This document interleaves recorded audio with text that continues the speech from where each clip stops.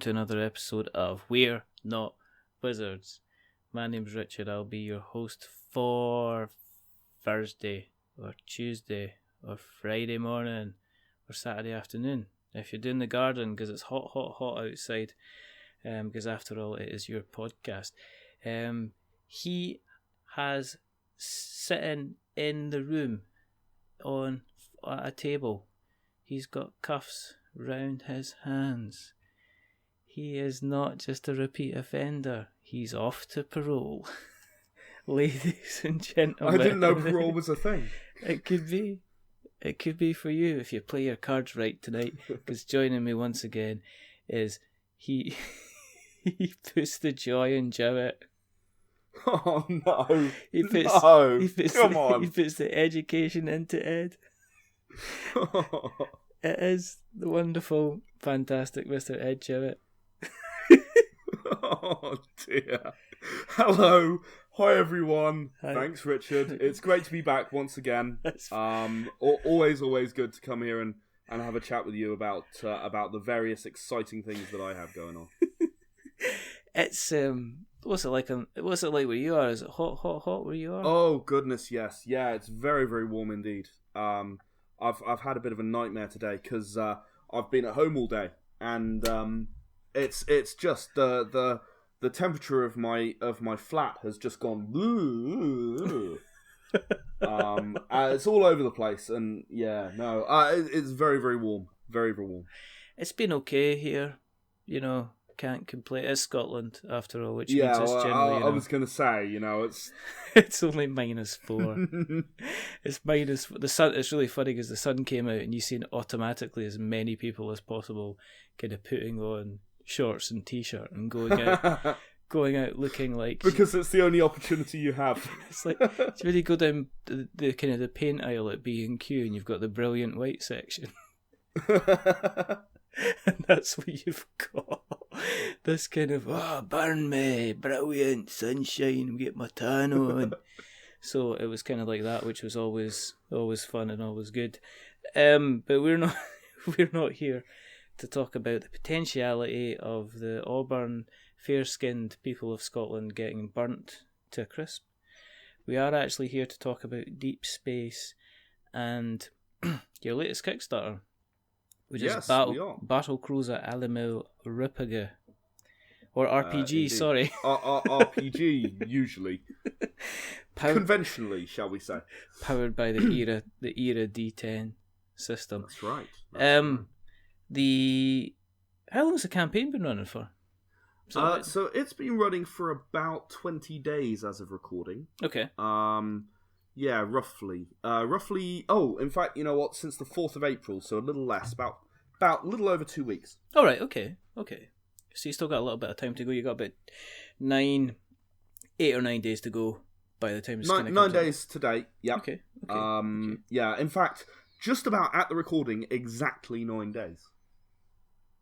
We could time it, and then we could just start talking when it is exactly 9 days. Let's read the blurb, because we like to read the blurb. We don't always read the blurb, but it's always good, and you know how I like to do film voices. I would be more than happy to read the blurb for you. If you do that.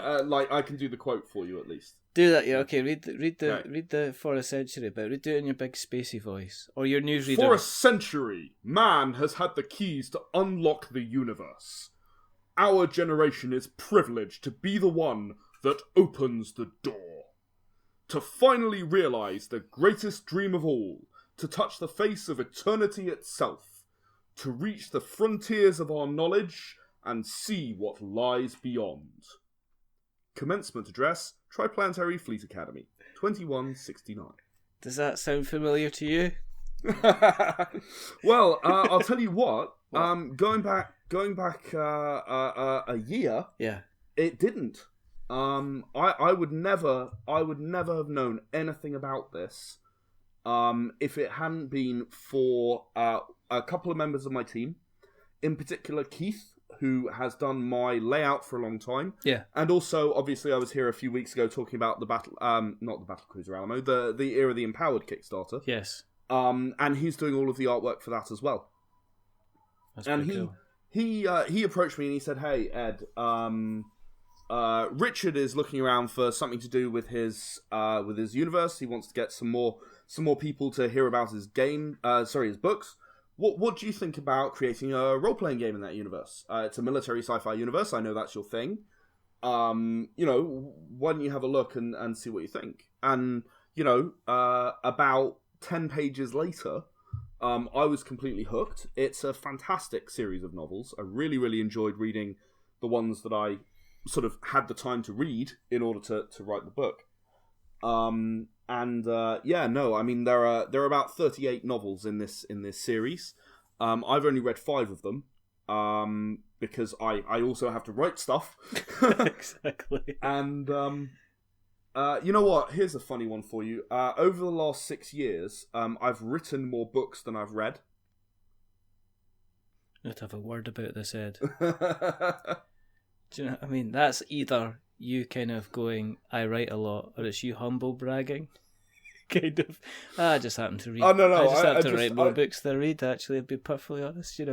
I make more podcasts than I listen to be perfectly honest. Well, I'm sure you probably do, actually. That's not true. It sounds true, though.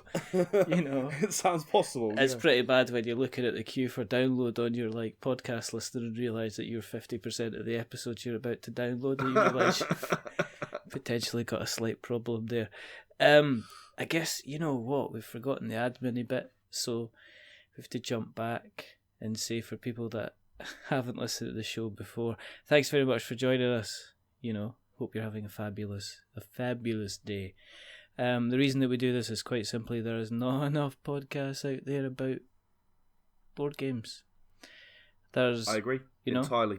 And not enough places for people who are creators, who are maybe on the smaller end, who therefore don't get all of this big hype around stuff like there was a fantastic alien inspired board game that I saw recently. Lifeform. Really, really good. Lifeform. That's the one. Lifeform. It looked fantastic. But I mean, those guys they sort of had organically word spreading. Some of us are smaller, maybe a bit less known. We have people like Richard are few and far between. It's fantastic to be able to come on and talk about what makes our stuff special, and have you guys able to listen to that. It's pretty cool. And the other reason that we do this is because it's always a challenge to think up what next we're going to call Ed when he comes on. And I kind of like the challenge. This is different from what you've done before, because you're obviously taking somebody else's IP. I'm reading from the show notes tonight. Yeah. Hence the Ruppiger as well. Hence the Ruppiger as well. It is like, isn't it? Do you have... Do you know the directions to Humv? What? How'd you get to Humv? Could you spell it, mate? Yeah, it's HMV. That's an incredibly British joke that no one else is going to get. It is an incredibly British joke. In fact, it's a British joke from 10 years ago. Because I think they've shut down, haven't they? I think they have. It's like the guy that he walked into a TV, and we're not going to explain this because you're just going to have to go and find it yourself. But when he walks into a TV shop, and he says, "I'm here about the lickety-tiv." Oh no! He says, "What?" He says, "I'm here about the lickety-tiv." Lickety-turf. He says, "Could you spell that, mate?" He says, "Yeah, it's LCDTV." Lickety-tiv. Lickety-turf. Anyway, so it's just one of these things. But IP, indeed. IP, taking somebody else's IP and then new adventure, creating something, or creating a framework that then people can run off and do things with that IP. Is that a relatively strange thing for you to be doing, considering that so far you've kind of been the main driving creative force behind everything that's gone out of the kind of the Shades of Vengeance kind of stable, I guess? Yeah, I mean, I'm going to be honest. This project has been a really interesting and different challenge. Because whenever something came up in my universes that didn't make sense, or I didn't like, or didn't quite mesh with what I wanted the game to be, I'd just change it. right? Yeah. I mean, when you create the universe, you can do that. And suddenly not being able to do that anymore, having a requirement that you observe the feel and the content of a universe that someone else created and is established. The only thing that I've done that's vaguely close to it is actually the Era of the Consortium expansions. Because if I look back and go, that's not going to quite mesh, then I have to update the expansion rather than the material that's already out in the world. That said, I've got that pretty well planned, and that's only happened about twice across all of those expansions. So it's not something that comes up very often. But this, it was a case of sitting down and reading these books and going, okay, what are the core themes of these books? What feeling do you need to have in order for it to feel like Battlecruiser Alamo? And adding to that, it's not something that I've been familiar with for my whole life or the last 5 years or whatever. It's something that I've only come across, in the last 9-10 months. Which really meant that I have had to do a lot of catching up. Yeah. I've had to figure out what the feel of the universe is like. That's been an absolutely fascinating experience, and Richard himself, Richard Tung, the writer behind those novels, has been so supportive. I can't even. He's still writing. The man is prolific, to say the least. He wrote 100,000 words for this rulebook. So, where I would usually write the story, so I usually write stuff like details about factions, details about locations, the short stories based in the universe that give you a feel. Yeah. This is something I've been doing for a very, very long time. Yeah. He literally sat down and wrote this stuff. Just like in a period of like a month and a half, he just sat down and churned it all out. And all I've had to do is go through and edit it. So, making sure that it reads okay and so on is really all I've had to do. And he loves this universe. He breathes and lives it, and to be able to have that in an IP, to have the actual creator of it come along and actually contribute and help is massive. I mean, you don't get it. I mean, like, it doesn't happen, practically speaking. Yeah. So, it's absolutely phenomenal to have Richard on board, and to such a degree as he is. And then, obviously Keith has been the artist for Richard for the covers for years, and Keith did the extra artwork needed for this book. He's also doing the layout. It's a good looking book. I mean, you only have to scroll down the Kickstarter to see, all of these images. Particularly, I'm particularly a fan of the way he does the spaceships. Yeah. And they are just breathtaking. I love the stuff that he does for this. For the spaceships in particular, as I say. Was working on somebody else's IP, has it given you kind of ideas, that about kind of your own stuff? I mean, have you thought, oh, actually that's not that necessarily you're doing, like, I think is it Philip Pullman who said kind of steal like a hummingbird, write like a bee kind of thing. Yeah. Where he says kind of borrow the favourite things that make you smile from where you can and try and turn them into something of your own. So is it kind of giving you inspiration for kind of other things? Has it made you look at your own collection of, I guess, your own IP in a kind of like a different light as well? You know what? Any other project I've ever come across, the answer is yes. Yeah. Era Balam, I think I spoke to you about some time ago now, about 6 months ago. Yeah. That came from hearing about Elite Dangerous, I think I said at the time. It came from hearing about Elite Dangerous, and I thought, how would I do this? And I'm very, very influenced by the things that are around me. Mm-hmm. I take things and I sort of apply my own lens, my own viewpoint to them. Yeah. But the hilarious thing about Battlecruiser Alamo, when I sat down with Richard for the first time, it was actually at UK Games Expo in Birmingham. And when I sat down with Richard for the first time to really talk about the universe in detail, it is so similar in essence to the way that I've designed the Era of the Consortium universe, it is uncanny. I mean, there are differences. He's got hyperspace, and Era of the Consortium only has wormholes, so it's very specific where you can go to. Yeah. But his hyperspace is very limited. Like, you can only go to Lagrange points. He has, I have strike weapons and laser cannons as close-in stuff. Yeah. And he has laser cannons as the long-range and powerful stuff, and missiles. But the essence of the way things work, the essence of that military feel of the craft, the way that units are organised, the way that people go rushing headlong into danger, sort of, in general, the feel is so similar to Era of the Consortium. We were sat there cracking up the entire time, because I was finishing his sentences for him about the way the setting was. Yeah. I'm like, oh, do you mean like this? And he's like, yeah, exactly like that. That's pretty cool.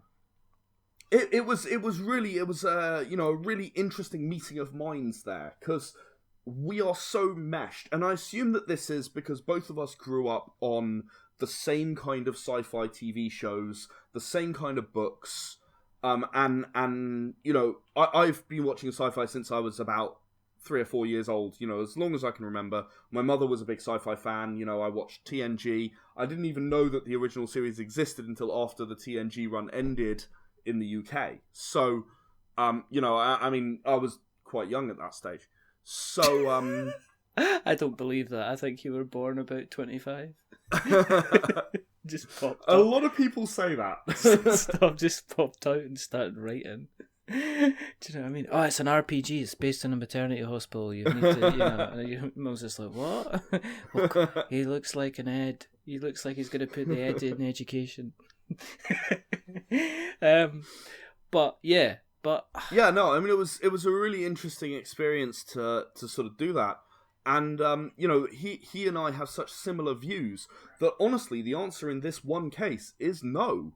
I've not really changed any view on how any of my stuff works. Yeah. Because we had such a similar vision. And the way that he's executed it is very different, but the feel, it's definitely something that you could have achieved with Era of the Consortium, yes. Mm-hmm. But there are some elements of his universe which, we didn't discuss at that stage, but, I sat down and I read the books, and combat is brutal. Not so much space combat. Space combat is pretty similar to the way that I frame it in Era of the Consortium. Yeah. But ground combat is a bloodbath. All right. It's absolutely brutal. 70% of the squad of Space Marines die in the first book. It's like, whoa, how many just died? Like the weapons are so powerful relative to people. Yeah. That people just get slaughtered. And that is where, he and I sort of discussed it a bit, and we came up with this idea of having not one character for the role-playing game, but 2. One of them is an officer on the ship. Because I read this and I was like, right, this is an unusual. But you've as far as I know, and please, if any listeners know otherwise, let Richard know. I'm sure he'll pass it on to me. I believe it is unique. No one has been able to tell me of any other game where the cool rule actually was you have 2 characters. There are games where you have a main character and a sort of a group of support characters. Yeah, that happens. But where you actually have 2 equal characters, no one seems to be able to tell me anything else. I've asked sort of RPG creator groups on Facebook. I've asked people on forums. No one can think of anything. But then, so what do you know? But then you did when you did was it Era Balam, when you did like the spaceship stuff. That was pretty cool. That was also pretty cool. And, I think to some degree I've entered a phase where I'm quite interested in duality of characters. Because Era Balam is the opposite side of that coin. Whereas in this game you have 2 characters that you can play as. In Era Balam, without your ship, you aren't a character. So there are 2 parts to the character. So it's sort of, in a sense it's similar, but then given that both of the characters in this can act independently and differently, one being the officer on the ship who, will run around. Maybe he's the engineer, or maybe he's the gunnery officer, or whatever. Mm-hmm. And he's running around and he's doing stuff on the ship. And then you've got your Espatier, your space marine. Yeah. Who can go down to the planet and probably get killed. But the reasoning behind this was actually, okay, well, if one part of your character is likely to get killed, you don't want to get killed a lot. And also, in this universe, officers don't go down to the planet. Right? It just doesn't happen. You don't get Captain Kirk. You send the mooks, right? I mean, you send the expendable people. Yeah. So, you maybe have a junior officer who's the Espatier officer, and then the rest of them are all mooks that go down. Yeah. So, aliens, perhaps, is a good analogy. Oh, yeah, Where you've got okay. Gorman, who's the lieutenant, and he's the one junior officer there. Yeah. And then the rest are all NCOs at best and grunts at worst. And these guys, they go down, they potentially get killed, and you want to be able to reroll your character without feeling like you've really lost something too bad.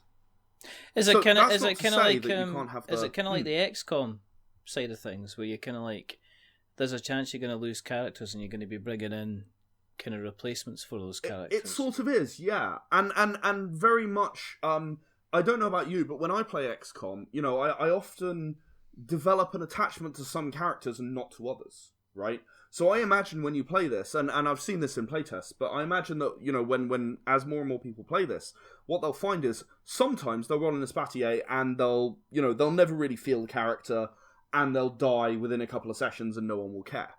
And then sometimes you'll have this epic Espatier who, lost for 5 sessions and goes down every time, and they're always fine and they're always brilliant. Bullets just seem to slide off them, and you have a Leon situation, They just can't seem to die. Yeah. Leon the Professional, that is. That was a movie reference for anyone who didn't pick it up. That's how old's that film? Because we're talking... Oh, yeah. No, I love that movie, though. It's about 15 years old, probably, or something like that. I think it's more. Don't even let's find out, Ed. Let's do it live. Let's find out just now. Anyway, yeah, because we might as well actually feel Leon the Professional. Yeah. Let's see. 1994. Oh my goodness. Yep. Yeah. I thought it was 90s. That's 23 years ago. Yeah. 24 years ago. Yeah. Oh my goodness. Well, Natalie Portman's quite young in it, isn't she? Yeah, okay. Yeah. That's just... I'm going to cry. I don't know if you're crying. I'm slightly No. crying. I am... I've recently had my birthday, actually. Right. Just about a week ago. All right. I have become a year older. Happy birthday. And, thank you. And I'm mostly over it at this point. What the hell? Or... I'm mostly over it for now. I mean... Who knows how I'll feel in 6 months' time or a year's time, but for now, I'm mostly over Yeah. it. But going back to the game. Yeah. And then when that person dies, the guy who survived everything, or the girl who survived everything, you're like, you really feel bad. I mean, I'm a veteran reloader in XCOM. Because I'm like, no, that person can't die. No, I'm reloading. I don't care if I have to start the mission again. I don't care. That person can't die. You're one of these people that you've got kind of like your save states, and you've got about 7 of them, and then you kind of remember which one you can go back to. I usually play Iron Man, so... Oh, right, okay. Well, I've platinumed on the PS4. I've platinumed all of the XCOM games. Because I had Enemy Unknown and then Enemy Within, and then XCOM 2.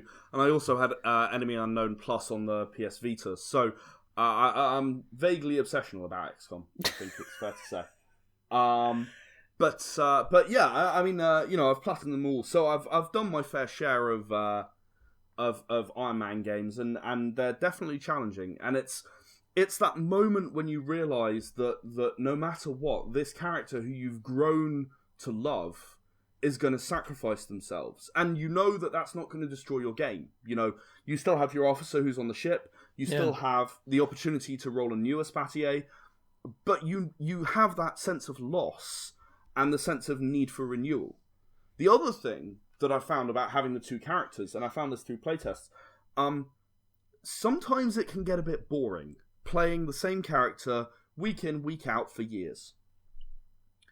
But having the alternative, and particularly with the Espatier likely to change, really freshens that up. You know, you have opportunities as the GM to make the players feel a lot more set upon. You know, because you can have the ship fighting at the same time as the guys on the planet are fighting. You can flick backwards and forwards as often or as infrequently as you like. Yeah. So you can sort of do a round up there and a round down there, or you could even do one session up there and one session down there. Yeah. You know, and anywhere in between. And that, you know, that really gets the players sort of going, oh no, I mean, I feel like something's coming from every direction, which really is something that's very much a theme of the universe, in my opinion. Yeah. So again, it was all about adapting, and I've talked about this a few times before with you.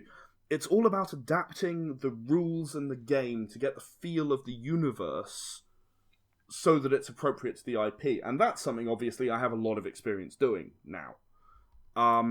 But in order to achieve that, and I do very much credit Richard with you know, sort of ideas that pushed me in the right direction for this. We've really come up with some really interesting new ways of doing things that, as far as I can tell, haven't been done anywhere else. Like what? Oh, well, like this dual character thing. Yeah. I mean, have you made it an awful lot easier for people to kind of re-roll their character when they do die? I mean, or is it something that they have to go back? Because the one thing with like generating a character again is that it can take up some time. So if you kind of cut it so you can just take some basic, you know, here's some basic stats, and you can make it very, very easy for people to get kind of back into the action. Yeah, so what I've done is there are example characters in the back of the rulebook. I always do that, but in this case I'm actually adding some extra ones so that people can go, okay, well, I'm going to roll a d10 and I'll have this, you know, this character build, and you can just draw it in your character sheet. Mm-hmm. But in reality, I sat down and I did an entire character sheet, both the officer and the Espatier, in 14 minutes and 49 seconds, and that was including going slowly and explaining. Well, I've got a YouTube video of it up on the Kickstarter there. I reckon I could sit down, or any of my group who've been playing Era D10 for anywhere from a year to 5 years, I reckon any of those guys could sit down and roll an Espatier in 5 minutes. Okay. Yeah, draw it out in 5 minutes or so. What about then the people that are looking on this for the first time? I mean, have you had to take that into consideration as well? Absolutely. For the game, if you're going to get, you know, some of the fan base picking this up maybe in the future, or finding out about it just now and deciding to go ahead and back. Is that something that you've really had to kind of take into account? This is potentially people that might jump on to the series just now, and then by association are going to jump back into potentially the rest of the Era back catalogue as well. Potentially, yeah. Okay. So all of our Era games are designed, you know, the whole rule set is designed to be easy for beginners. We actually sit down at conventions like MCM Comic Con, in London. We've been doing that for some years now. And we sit people down who have never played a role-playing game before. Many, many people have never played a role-playing game before. One of my actual team actually played his very first role-playing game at MCM and then later joined my team because he liked it so much. And we've designed the games in order to make it easy to play. So yes, I've had to really think very hard about that, especially with this character sort of being a little more complicated because you have to sort of do it twice. And that's the reason why the example characters I mentioned a minute ago are so numerous in the back of this book. But equally, it is a case of, you just need to sort of count some numbers. You know, you get 6, 5, 4 in rows on the left-hand half, and you get 11, 7, and 4 in rows on the right-hand half. And most of these words, like strength or intelligence or luck, they're not hard to understand what it means for your character. You know, I mean, it's not hard to understand. And if you understand that you have to put 6 points in, do you want to put three in strength, 3 in intelligence, and nothing in charisma, or do you want to sort of split it more evenly, 2 in each, or do you want to maybe have 1 they're not very good at and 2 they're very good at, or and so on. And it's not hard to put, to split 6 dots across 3 different boxes in a row. I don't think that it'll be too hard, and I would really think that barring indecision, and remind me to come back to that, barring indecision, I don't think it would take more than 10, 15 minutes, even for an absolute first-time person. Mm-hmm. So one of the things when I guide people through character creation in my rulebooks, I always advise, and I was reading through Icons, which is, for those who don't know, a superhero role-playing game. One I have a lot of respect for. It's not as good as Era of the Empowered, of course. No, but, of course not. Of course. But it is a very, it's a solid and popular superhero role-playing game, and you can see why when you look at the book. But one of the things that I really disagree with the way they did it is they talk about making your stats first and then figuring out what your character is like. Yeah. And to me, that's backwards. You should never ever create a character that way, because if you're role-playing a character, you're role-playing the character, right? You've got to have an idea of what that character is like before you start writing down that they're strong and smart.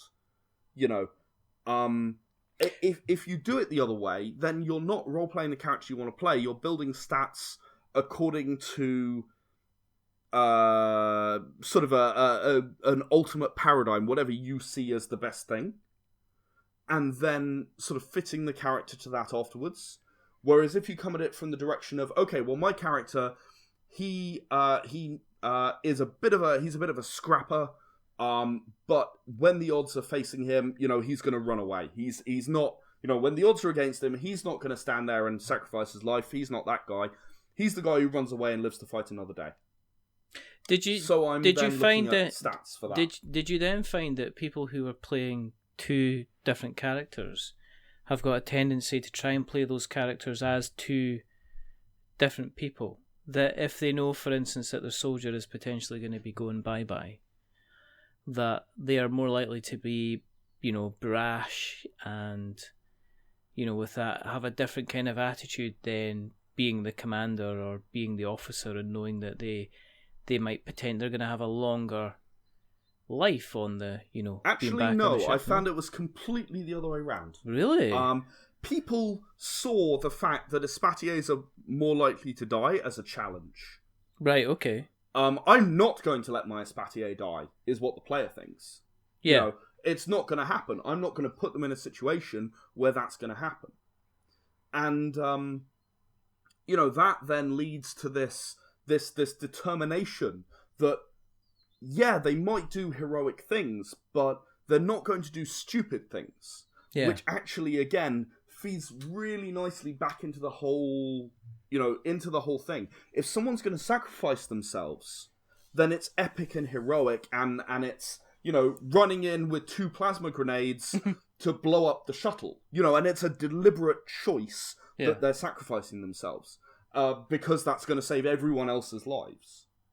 And the officers ended up being the more brash and thoughtless individuals, because they had to worry less about whether they would be alive at the end of the session. Yeah. So because I assumed exactly what you're saying. I assumed everyone would just run headlong into fire because they didn't care. But no, I mean there is of course this essential thing for role players where most people don't want their character to die no matter what. And I think that carries over and plays nicely into this universe's feel to maintain that, because all of these guys are well trained. All of these characters are well trained military individuals. They're not stupid, and they're not going to run headlong into enemy fire just because it's funny. So, when you're running your games, are you finding they're kind of like more Battlestar Galactica in terms of the conversation that's going back and forward than kind of like Star Trek? Is it kind of more real? Is it kind of more really, or is it even closer? Is it even closer maybe to I don't know, a kind of a I got to be Warhammer-y type honest, thing? it's a lot more Galaxy Quest than it is Star Trek. Really? My group are fairly notoriously silly though. I mean, for example, there is a scenario that we run at conventions. We have one for every single game, and the one for Battlecruiser Alamo involves you. One of the other things I should say, just as a quick aside, the universe. The Triplanetary Confederation within the first 3 books, which the core rulebook is based around, is very new. It's very newly formed, and all of the 3 main factions believe they should be the superior one. Oh, right. So there's Mars, Titan, and Callisto. Yeah. And, Titan are sort of very sort of ramshackle and not very well organised. Mars are somewhere in the middle, and Callisto are totally military and professional. Yeah. And, sort of the captain is, on the Battlecruiser Alamo, the captain is from Mars, the first officer's from Callisto, and the second officer's from Titan. And the Callistans and the Titans are trying to sort of push themselves up the ranks a bit. So they're actually, there's a mutiny in the first book. Spoilers. There's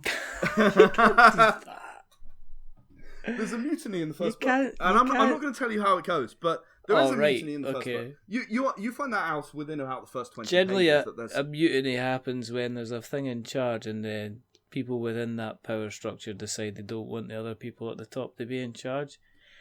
Yeah, I mean, and those are the kinds of things. But that is sort of, and in the second book, there isn't exactly a mutiny. There's internal intrigue all through these first 3 books. Yeah. And that's something that I wanted to capture, and it's very much sort of up to the GM how they interpret this. But what we did for this session is we said, okay, so the ship that you're on, which is not the Alamo, you don't play on the Alamo in this game, that's not the idea. Yeah. It's based in that universe, but there are 6 other battle cruisers. They're all named after hopeless battles, so like Thermopylae, Alamo, and so on. Yeah. And you're on board one of these other ones. So, you are in the midst of a mutiny. You are escorting the security officer, and the security officer in this case is a computer hacker, not like a Worf. It's computer security, cyber security. All right. Okay. More like Edie in Mass Effect. All right. Okay. Yeah. Okay. So you're escorting this person to the auxiliary control room in order to save the ship, because not only is the mutiny going on, there's also a ship-to-ship battle going on at the same time, and the mutineers are trying to take over and hand over to the other ship.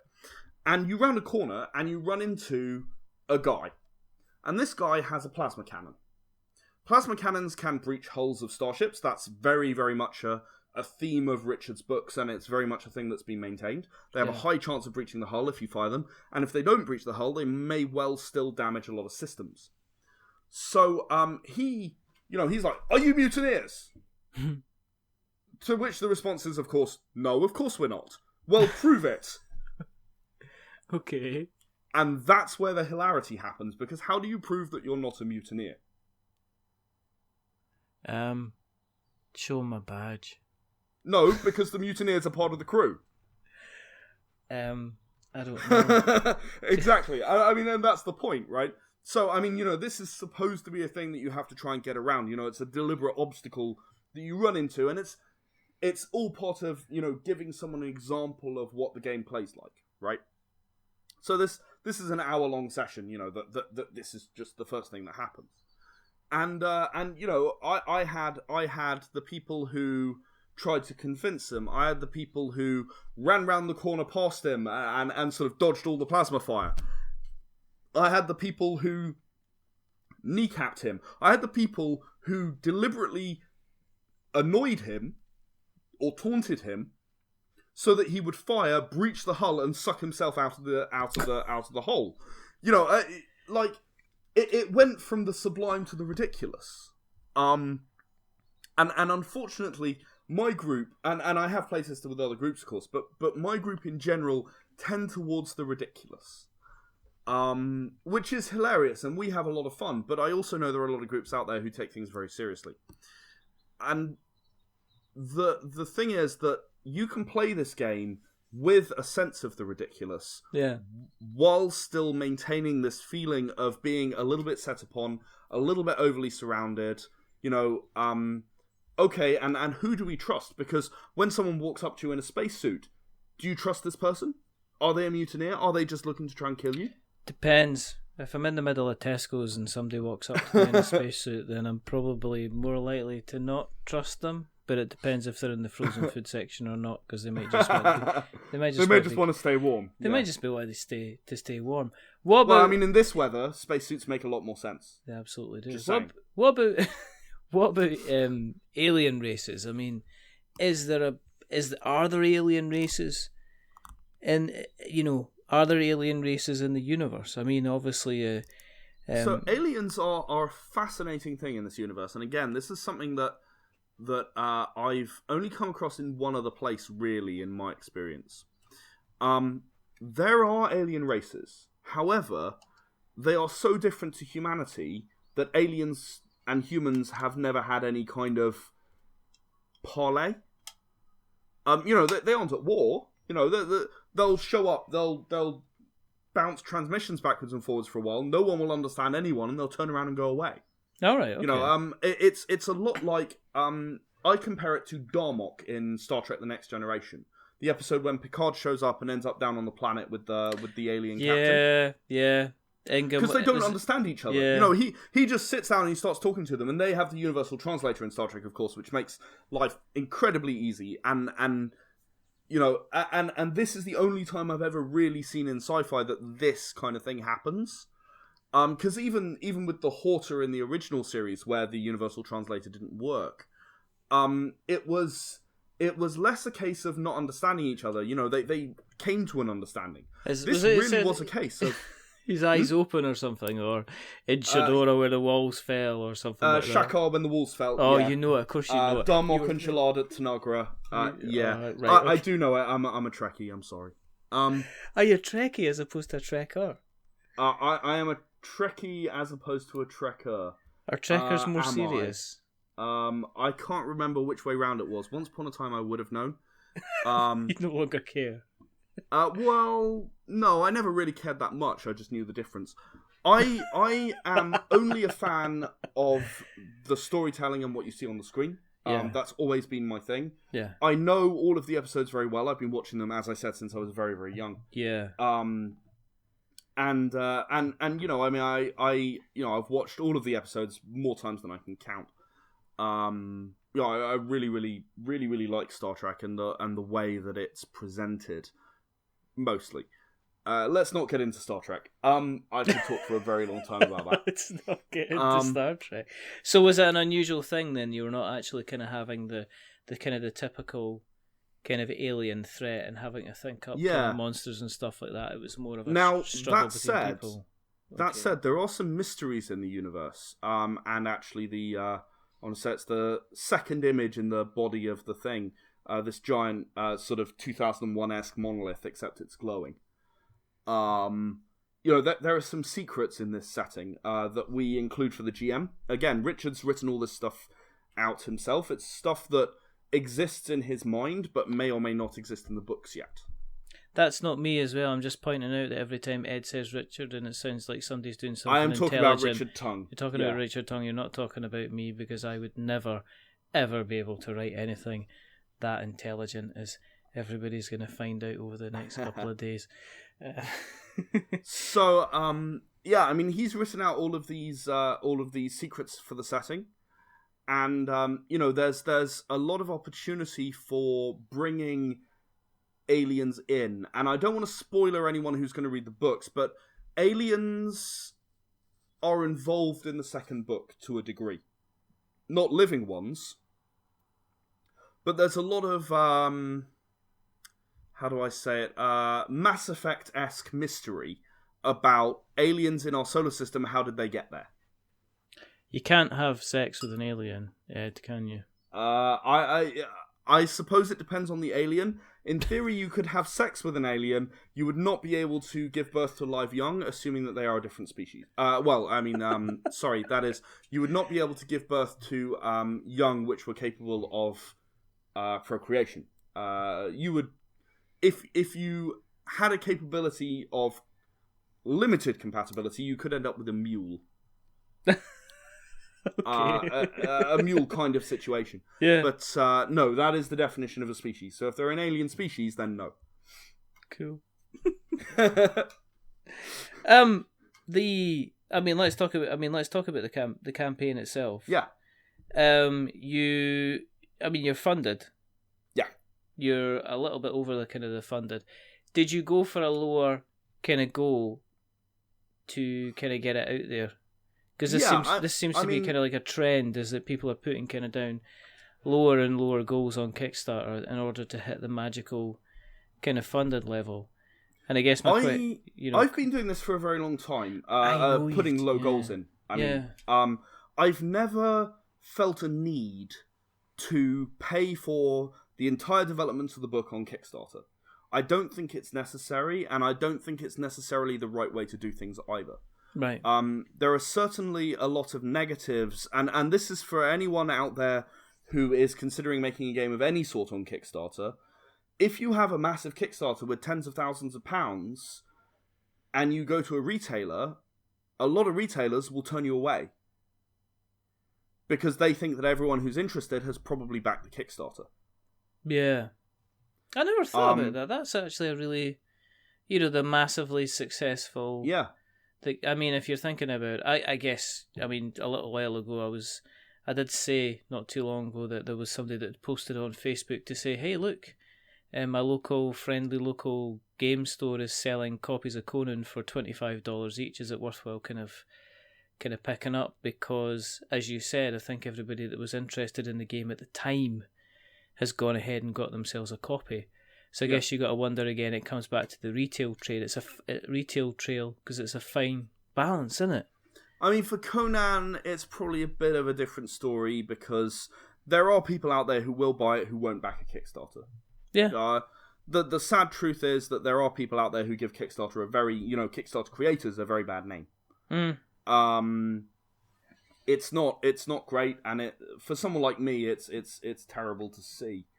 I'm 21 projects in on this account.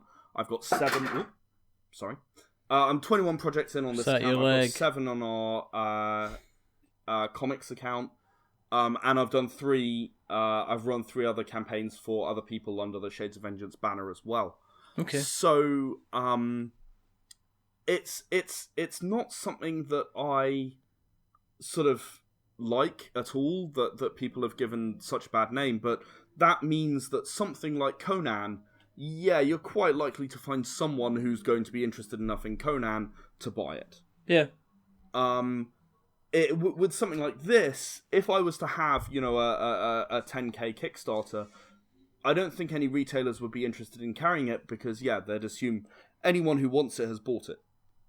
Because the point of entry, and this is the same with the other campaigns, your point of entry for getting involved is as little as, it's like usually pledge £5 and you can join along with the Kickstarter. On this, you kind of pledge £5 and you're getting the kind of the setting guide. If you pledge £7, you're getting the player's guide. If you pledge 12, you're getting the player's guide in a paperback.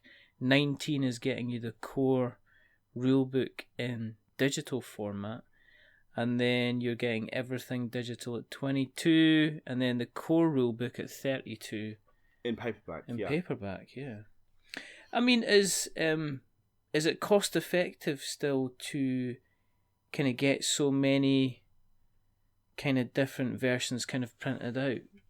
Well, there aren't actually that many different versions being printed out. There are only 2 books being printed. Yeah. That's the core rulebook and the rulebook primer. Yeah. Core rulebook does come in paperback and in hardback, of course. Mm-hmm. But the for example the higher up tiers, I've done a GM's bundle, and I know that some people find this sort of thing really, really useful because you're sat around the table. The player's guide gives you everything you need to create a character.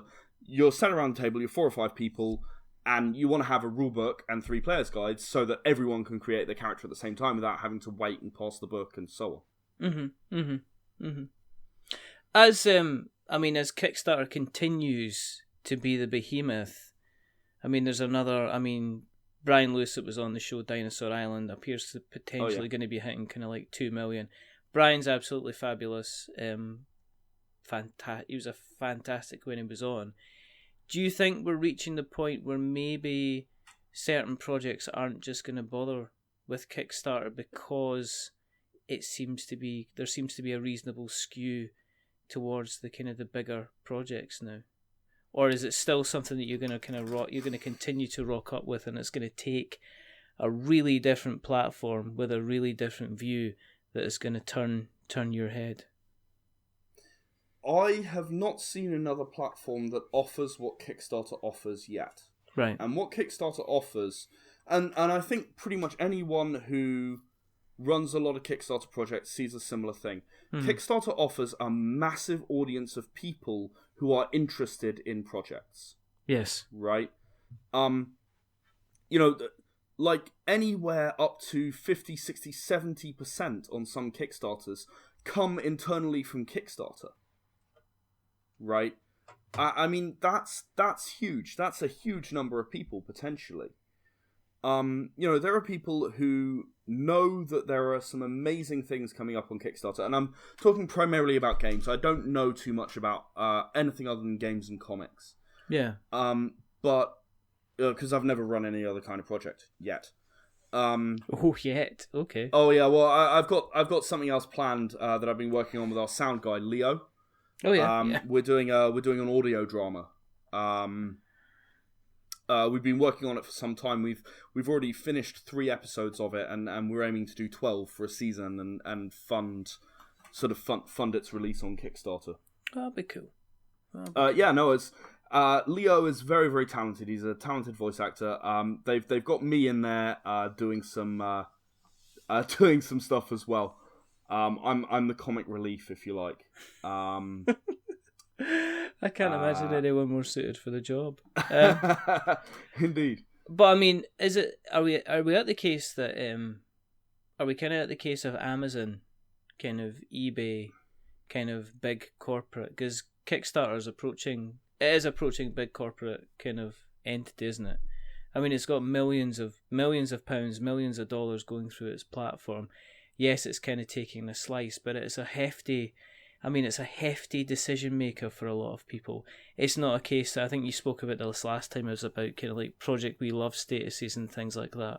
Is that it would be great if they just like took sort of project like yourselves or a smaller indie publisher and just put them front and centre to say, well, why put kind of...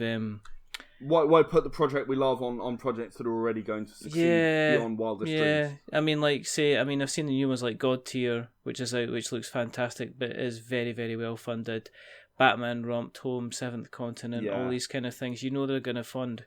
How about giving somebody a smaller guy a slice of the pie? But as you say, it's kind of like Amazon, eBay, any of these big companies, is that they're so big you wouldn't go anywhere else because, as you say, you wouldn't get the kind of the same exposure. I mean, Kickstarter's got its own app. It's so easy just to use. And to be honest, I know people who sort of run a Kickstarter and then run an Indiegogo or whatever. Yeah, I've seen that. I've seen it as a follow up for funding. But yeah, I mean, I'll be honest with you. I think we've had one company that's come on to talk about their Indiegogo campaign, and that was Mike Barnes, wonderful, beautiful Mike Barnes, to talk about Diced when that was on, and that was yeah. No, I was trying to remember where I knew the name from. Diced, of course, yeah. Great guys, Diced. Really fantastic guys. And yeah, I mean, I think that for now, Kickstarter's not going anywhere. For as long as indie projects get some funding on Kickstarter, it will exist. And it will exist to help people like myself who need that faith that I'm going to be printing 40 copies. Yeah. Who need that reassurance or that little bit of extra money to finish, which is very much a thing on our comics. We often get very, very close and then run out of budget because John always wants to do more and better and look nicer, and I'm like, John, we only had this much, Jonathan Lewis, this is my head of comics here at Shades of Vengeance. We do a lot of the work together, but he'll go, oh, but I want this artist, and I know he's this much more, and but it's so good, and I want it. That scenario exists, or someone funds a game and they put £10,000 of their own money into it, and they need £2,000 more, and they just don't have that money to go ahead and kick off a proper production run. Yeah. All of this stuff exists. All of this stuff is there. And I think for as long as people on Kickstarter are willing to back indie games, I think indie games will always be there. Yeah. I've not seen any sign of the number decreasing. And I think that while as an indie game, you have to be realistic about what you can achieve.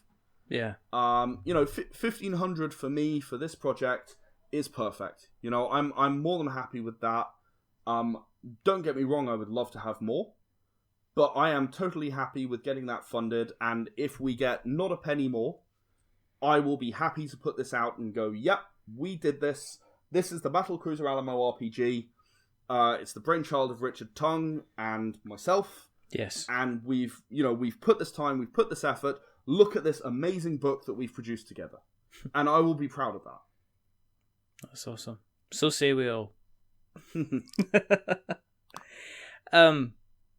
What we'll do is, as always, we shall make sure that we will put the links for the show notes, which in your case is really easy because all I need to go to is the previous episode.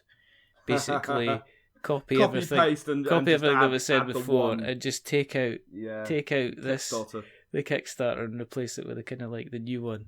Yeah. I do like to make your life easier. You do. It's fantastic. It's absolutely so appreciated by all these people that just don't do that, and I have to actually go to Google and like search for their company so I can find their links. It's just so time consuming. Just like that's 7.5 minutes of my life I never ever get back. Never get it it's back. Absolutely just ridiculous. But for everywhere else, if you go and search Shades of Vengeance, search on Kickstarter, you're gonna find Ed and all his lovely campaigns, and obviously he's on places like Twitter, he's on places like Facebook. You'll probably find him here again in about 3 months' time, to be perfectly honest, because that's the way we You kind think of it's roll. going to be as long as that? Wow, that's optimistic. I mean, we've got some awesome. Just what we got 5 minutes left. We do have some awesome other things planned. We've got Evil Overlord, which is our second card game, where you are an evil mastermind attempting to take over the world. Unfortunately, your minions won't all fight together, so you go down to the evil minion market to trade with the other evil masterminds to take over the world. You want to have the best army at the end of it, you see. It's a brilliant game. We've had a lot of success with our sort of pre-release print. Everyone absolutely loves it. I've sent it all over the world for playtesting and comment and so on. And really great stuff. And then we've got our next major role-playing game, which will come as soon as Era the Empowered is done, pretty much. It'll probably be August-ish. Cool. And it'll be Era the Chosen, our first horror game. And actually, if you're interested in a horror game on the Era D10 rule set, we actually have a Facebook group devoted to Era the Chosen. Okay. So if you search Era the Chosen in Facebook, you'll come up with the official Era the Chosen group. And I'm posting weekly in there little snippets, stories and images and explanations about what's what. And, you want to know what the bad guys look like. Well, they're like this, and that was the one I just posted today. Does that mean I need to change the link? No. That one. Give me another link. I can give you another link if you like. That'll be fine. That'll be fine.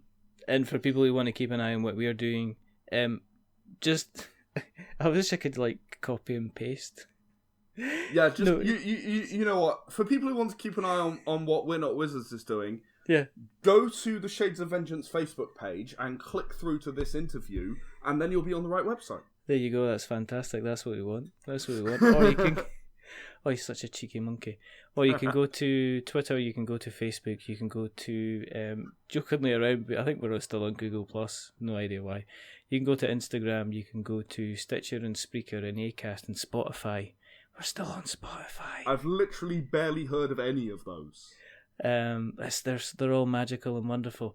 We're also on Apple Podcasts as well, so if you want to be a real sweetie, then please go to Apple Podcasts and drop us a subscription. If you want to be even more glorious, drop us a rating or a review. If you are going to give us a rating or a review, it's a 10. No, I'm not having you do this again. Give him a 10. Give him a 10. He deserves a 10. He works hard. He spends at least 7.5 minutes Googling people's companies and putting the links up. I mean, come on.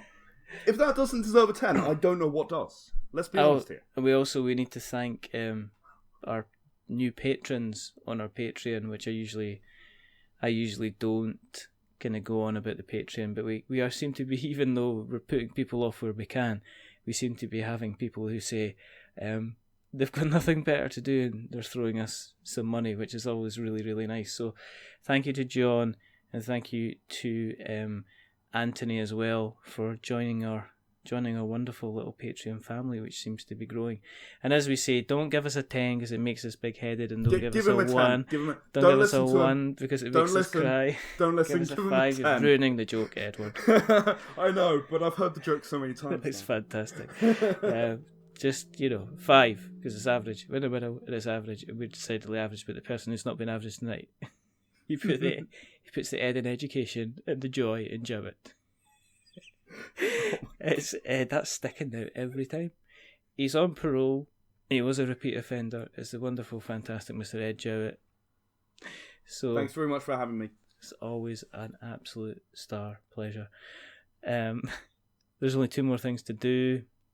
The first thing is to remember, go to Kickstarter and check out this Kickstarter. Battlecruiser Alamo.He. Get yourself a Ripiga.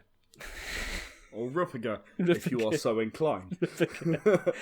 Remember, Ripiga. And if you want to be checking it out on Kickstarter, make sure you check it out on your site, shiny, liquidative. But it's only just, say goodbye, Ed. Goodbye, everybody. Thank you for listening to us ramble on for over an hour. It's always fantastic. And it's a goodbye from me. Remember, stay safe, roll 6s and... Tens. Roll 10s. So Tens. Always get it wrong. Era D10. Clues in the name. And, just do stuff. It's all fun. But until the next time, goodbye.